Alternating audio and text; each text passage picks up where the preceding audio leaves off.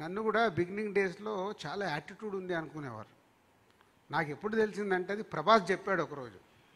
ప్రభాస్ ఏంటి నీ body language ఇది ఇలా చూస్తావు ఈడెవడరా బాబు ఇంత యాటిట్యూడ్ అనుకునేవని భయ్యా అన్నాడు. అంటే నాతో క్లోజ్ అయ్యేంత వరకు ప్రభాస్కి ఈ ఫీలింగ్లో ఉన్నాడు. ఆర్య సినిమా అయిపోయి మొన్న కథ గురించి మాట్లాడుతున్నప్పుడు కానీ ఆయనకు నేను అర్థం కాల. సో ప్రతి మనిషిని చూసే విధానం మేబీ ఇప్పుడు నేను ఉన్నప్పుడు నేను ఏదో ఆలోచించుకుంటూ నేను ఏదో ఉంటూ ఎలా ఉంటానో నాకు తెలియదు. నేను ఆలోచించిన టైంలో చూసే వాళ్ళకి అది డెఫినెట్గా కనిపిస్తుంది. ఇప్పుడు విజయ్తో నా జర్నీ ఆల్మోస్ట్ 5 years నుంచి నేను క్లోజ్గా చూస్తున్నాను. నిజంగా విజయ్కి యాటిట్యూడ్ ఉంటే నేను ఎప్పుడు వెళ్ళాలా? నేను అంటే నా జర్నీలో కూడా తనతో ఒకటి కంఫర్ట్ వర్క్లో కానీ చేస్తున్న దాంట్లో కానీ దీంట్లో అన్నీ కనిపిస్తున్నాయి కాబట్టి అన్నీ అబ్జర్వ్ చేసుకుంటే వెళ్తాం. నెక్స్ట్ది లైఫ్ అనేది కూడా నేర్పిస్తూ ఉంటుంది. రఘు, నేను ఇప్పుడు 20 ఏళ్ళ నుంచి చూస్తున్నాను. నేను ఎక్కడికి వెళ్ళి అక్కడి నుంచి నన్ను నువ్వు చూస్తున్నావు. ప్రతి ఒక్కటి ఏంటి లైఫ్ నేర్పిస్తూ ఉంటుంది. మనం అన్నీ నేర్చుకుంటే వెళ్ళాలి. అండ్ ఇక్కడ మేము వచ్చి నిలబడుతున్నామంటే మాకే 100కు 100 పాజిటివ్ ఎప్పటికీ రాదు. నాకే ఉండదు. ఇంత మంచి సినిమాలు తీస్తే ఇది ఇలా చేస్తారా దిల్ రాజు మామ ఇదిరా కామెంట్లు వస్తూనే ఉంటాయి. అవన్నీ పట్టించుకుంటే నేను ఎక్కడ ముందుకెళ్తా? నేను కరెక్ట్గా ఉన్నానా లేదా, నేను కరెక్ట్గా వెళ్తున్నానా లేదా, ఈ రెండే నాకు ఇంపార్టెంట్. అలాగే నీ పర్సన్ మనం ఆనెస్ట్గా నిజాయితీగా ముందుకెళ్తున్నప్పుడు దేని గురించి ఆలోచించవద్దు. మళ్ళీ మా సినిమాలే మాట్లాడాలి. ఎప్పుడు మాట్లాడతాయి? మా సినిమా రైట్ సినిమా మీకు ప్రేక్షకులకు అందించినప్పుడే మాట్లాడతాయి. మేము ఫెయిల్యూర్ తీసినప్పుడు మాకు పడుతూనే ఉంటాయి. పోనీ 100కి 100 ఏ స్టార్ హీరో దగ్గర నుంచి మనం చూసుకుంటూ వద్దాం హిస్టరీ. ఎవరు 100% సక్సెస్లు ఇక్కడ ఇవ్వలేరు. ఎగ్జాంపుల్ నేను మన మధ్యాహ్నం పవన్ కళ్యాణ్ గారు ఖుషీ టు గబ్బర్ సింగ్ 10 years పీరియడ్లో ఒక జల్సా ఒక గుడ్ ఫీలింగ్ వచ్చింది. 10 years కానీ ఆయన స్టార్ ఇమేజ్ ఇంత కూడా కదలలే. ఎందుకు? వెయిటింగ్. ఎప్పుడో ఒక మంచి సినిమా వస్తుంది, ఎప్పుడో ఒకటి. హీరోలకైతే అసలు ఏమీ కాదు నా లెక్కన. వాళ్ళు ఒకరోజు కొడతారు మళ్ళీ వెళ్తారు, కొడతారు వెళ్తారు, పడతారు లేస్తారు. వాళ్ళకు సమస్య కాదు, మాకు డేంజర్. డైరెక్టర్లకి ప్రొడ్యూసర్లకి డేంజర్. సినిమాలు ఫ్లాప్ వచ్చినాయనుకో నా డబ్బు పోతూ ఉంటుంది, నేను నిలదొక్కుకోవడం కష్టం. డైరెక్టర్లకు ఫ్లాప్లు వచ్చిన 3వ సినిమా తర్వాత డైరెక్టర్ని ఎంకరేజ్ చేయరు. కానీ హీరోలకు ఏమీ కాదు. సో ఈజ్ గుడ్ హార్ట్ కాబట్టి నేను నెక్స్ట్ కంటిన్యూ అవుతున్నాను. ఒక జర్నీ చేస్తే కానీ అర్థం కాదు. విజయ్ లైటర్ నోట్ లో ఒక విషయం. So Vijay will take next question. Raju garu lighter note లో ఒక కాంప్లిమెంటో కంప్లైంట్ ఏదో అనుకోండి. మొన్న ఆశిష్ ప్రెస్ మీట్ జరిగింది. అక్కడ మా వాళ్ళు అందరూ అన్నారు బొమ్మరిల్లు డాడీ లాగా ఆశిష్ని మాట్లాడినవ్వకుండా మీరే మాట్లాడేస్తున్నారు. ఇక్కడ విజయ్ కూడా మీరే బొమ్మరిల్లు డాడీ అయిపోతే ఎలాగా? అంటే బొమ్మరిల్లు డాడీ అని కాదు, నేను ప్రెస్ మీట్ స్టార్ట్ చేసేటప్పుడే ఒక హెల్తీ అంటే అవి ఏమవుతున్నాయంటే అవి చిన్న విషయమేనండి. చిన్నది ఏదో మాట్లాడుతున్నప్పుడు ఒక్క రాంగు పదము దొర్లినా ఇదంతా పక్కకి వెళ్ళిపోయి ఆ 1%. మా సినిమాలో బ్యూటిఫుల్ డైలాగ్ ఉంది, బామ్మ చెప్పే డైలాగ్. 99 మంచి పనులు చేసినవి మర్చిపోతారమ్మా, ఒక్కటి తప్పు చేస్తే వాడికి ప్రాబ్లం వస్తుంది అని. ఈజ్ క్యారెక్టర్ 99 అమ్మాయితోనే చెప్తుంది. 99 మంచి పనులు చేసి గుర్తుపెట్టరు, ఒక్క చిన్న తప్పు బట్ అదే పట్టేసుకొని ఎమోషన్ అవుతాము, అన్నీ అవుతాము. సో మన లైఫ్ కూడా అంతే.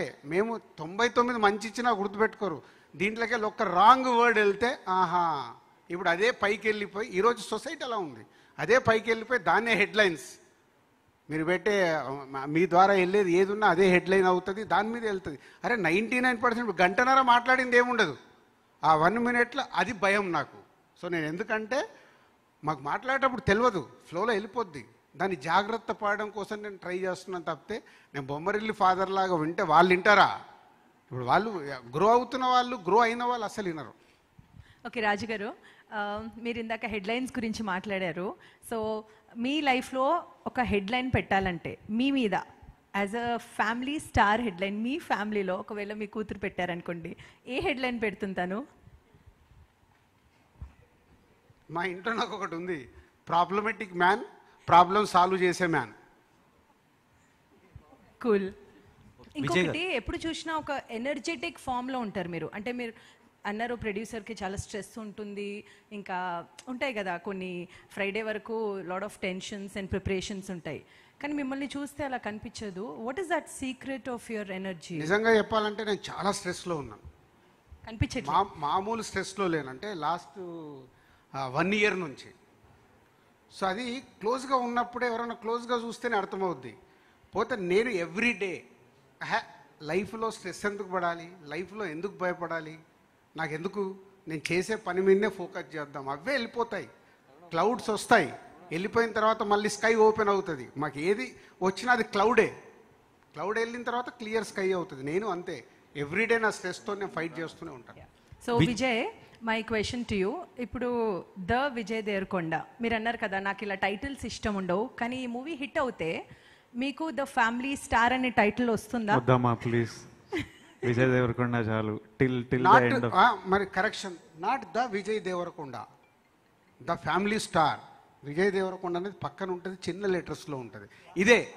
So communication తప్పవుతుంది.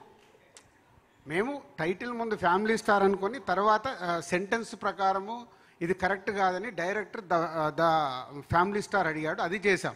పోస్టర్లో వాళ్ళేదో విజయ్ దేవరకొండ వేస్తే దా విజయ్ దేవరకొండని హైలైట్ చేస్తున్నారు. కానీ ఇప్పుడు లెటర్ చూడండి, విజయ్ దేవరకొండ లెటర్ చిన్నగా ఉంటే దా ఫ్యామిలీ స్టార్ పక్కకి వెళ్ళిపోయింది, దా విజయ్ దేవరకొండ అన్నారు. సో ఇలాంటిదే నా భయం. విజయ్ హియర్ హాయ్ మీ కెరీర్లో biggest block buster Arjun Reddy. మిమ్మల్ని చూసిన వెంటనే ఆ సినిమా గుర్తొస్తుంది. అండ్ ఇప్పుడు ఫ్యామిలీ స్టార్ వైబ్స్ బాగున్నాయి, చాలా పాజిటివ్గా ఉన్నాయి. అండ్ ఆ సినిమాని ఇది రీప్లేస్ చేస్తుందా సక్సెస్ వైడ్, అంటే ప్రొడ్యూసర్కి అండ్ మీకు ఆడియన్స్కి? అంటే కమర్షియల్ సక్సెస్ విత్ ద అనే క్యాలిక్యులేషన్లో Geetha Govindam did way better than Arjun Reddy. But still మీకు అర్జున్ రెడ్డి గుర్తుండిపోయింది ఎందుకంటే ఆ క్యారెక్టర్ రైటింగ్ అంత iconic. How the character was presented, performed, written, directed by Sandeep, అంత ఐకానిక్ కాబట్టి అట్లా గుర్తుండిపోయింది. ఇప్పుడు ఈ రోజు వరకు మనము నాగార్జున గారి గురించి మాట్లాడుతుంటే ఇంకా శివాని కోట్ చేస్తుంటాం, ఎందుకంటే అది అంత ఐకానిక్. ఆ తర్వాత ఎన్ని సక్సెస్లు ఇచ్చినా, ఎంత పెద్ద సినిమాలు ఇచ్చినా కొన్ని అట్లా గుర్తుండిపోతాయి. అర్జున్ రెడ్డి అలాంటి క్యారెక్టర్.